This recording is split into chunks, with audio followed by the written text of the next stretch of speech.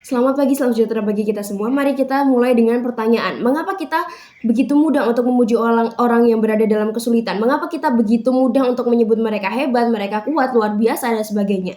Mengapa kita tidak pernah bertanya dari mana datangnya kesulitan yang mereka alami ini? Saya berada di sini untuk mendukung mosi bahwa Dewan ini menyesali glorifikasi resiliensi, bukan karena saya anti terhadap kemampuan bertahan, tetapi karena glorifikasi resiliensi ini telah menjadi alat untuk membenarkan ketidakadilan, kemudian juga mengalihkan tanggung jawab dari sistem ke individu, serta membuat orang diam dalam penderitaannya.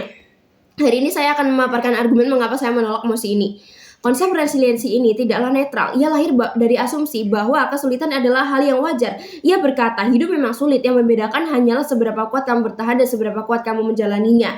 Pernyataan itu tidaklah sepenuhnya salah, tetapi ia sangat berbahaya jika ia menjadi satu-satunya narasi. Ketika kita memuji resiliensi seorang pekerja yang dieksploitasi, kita secara tidak sadar mengatakan bahwa eksploitasi ini bukanlah sebuah masalah. Masalahnya adalah jika ia menyerah. Selama ia masih kuat, selama ia masih bisa bertahan, maka ia tidak akan pernah perlu mengubah sistem. Kemudian perusahaan tidak perlu menaikkan upah, manajemen tidak perlu memperbaiki lingkungan kerjanya, negara tidak perlu juga memperkuat perlindungan buruh.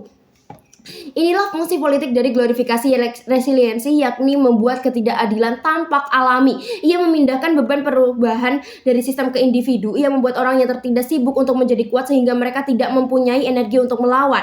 Coba bandingkan, seorang buruh yang mogok kerja menuntut kenaikan upah, ia tidak disebut resilient, ia disebut radikal atau juga merepotkan. Sebaliknya, buruh yang diam dan juga terus bekerja lembur tanpa mengeluh disebut resilient, ia dijadikan teladan.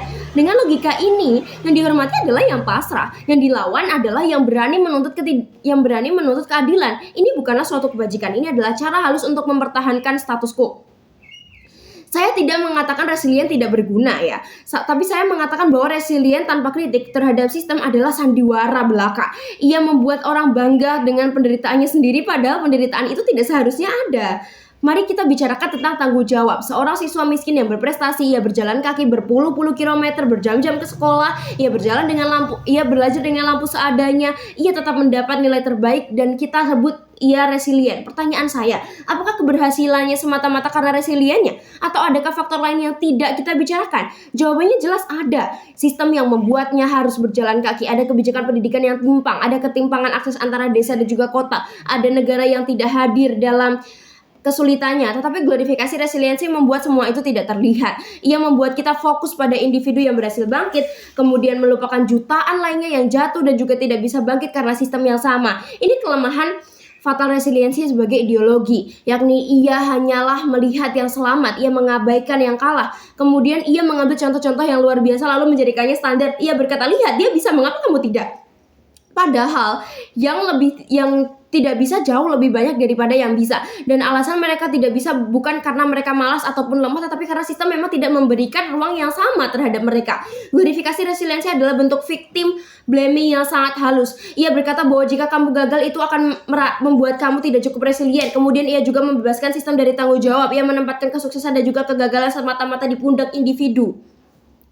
Ada satu konsekuensi yang paling menyakitkan, yakni ketika kita menjadikan resiliensi sebagai kebijakan tertinggi, kita secara tidak langsung mengatakan bahwa kerentanan ini adalah aib. Kerentanan terhadap masalah ini adalah sesuatu yang memalukan bagi diri kita. Mengaku lelah adalah kelemahan, kemudian berteriak minta tolong adalah tanda kegagalan bagi seseorang, bagi setiap individu. Akibatnya apa? Orang-orang yang paling membutuhkan justru mereka diam saja, mereka takut disebut tidak resilient, mereka takut diajak, mereka takut diremehkan, mereka juga memaksakan diri untuk terus-menerus tempur sampai hancur. Data kesehatan mental di negeri ini menunjukkan lonjakan angka depresi dan juga bunuh diri terutama di kalangan muda. Banyak dari mereka yang jatuh justru adalah orang-orang yang paling kuat di mata lingkungannya. Mereka yang selalu tersenyum, tidak pernah mengeluh, dan juga mereka yang kita puji bahwa mereka ini resilient.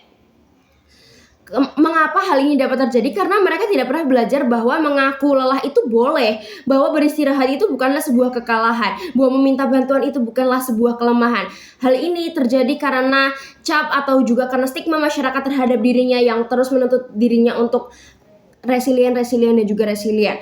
Glorifikasi resiliensi ini menciptakan budaya racun, yakni berpura-pura kuat adalah kebajikan dan jujur tentang penderitaan kita adalah sebuah dosa. Kita perlu membalik logika ini. Kita perlu mengatakan bahwa mengaku lelah adalah keberanian. Kita perlu juga mengatakan bahwa tidak masalah untuk tidak baik-baik saja. Kita perlu mengatakan bahwa kerentanan adalah bagian dari kemanusiaan juga, bukanlah aib yang harus disembunyikan. Dan lebih dari itu, kita perlu mengatakan bahwa jika terlalu banyak orang yang lelah, mungkin sistemnya lah yang bermasalah, bukan individunya yang lemah. Disinilah titik argumen terakhir saya. Resiliensi adalah konsep yang reaktif. Ia hadir setelah masalah datang. Ia bicara tentang bagaimana bertahan dalam badai, bukan bagaimana menghentikan badai. Apa yang terjadi jika kita hanya fokus pada resiliensi? Kita akan memiliki generasi yang sangat kuat dalam penderitaan, tetapi penderitaan itu tidak akan pernah berakhir karena sumbernya tidak pernah kita sentuh. Kemudian kita tidak akan pernah merasa kita cukup resilient karena sistem kapitalisme akan terus menciptakan tekanan baru, eksploitasi akan terus mencari bentuk baru, dan ketidakadilan akan terus beradaptasi. Jika hanya resiliensi saja senjata kita akan selalu ketinggalan, selalu bertahan, selalu bereaksi, tidak pernah menang. Kita butuh sesuatu yang lebih dari resiliensi. Kita butuh solidaritas, bukan sekedar kekuatan seorang individu saja. Kita butuh juga perlawanan yang kolektif, bukan sekedar ketahanan pribadi. Kita juga butuh perubahan sistem, bukan sekedar adaptasi dari setiap individu. Glorifikasi resiliensi adalah musuh dari semua itu. Ia membuat kita sibuk untuk menjadi kuat sendirian sehingga kita lupa bahwa bersama-sama kita dapat mengubah dunia.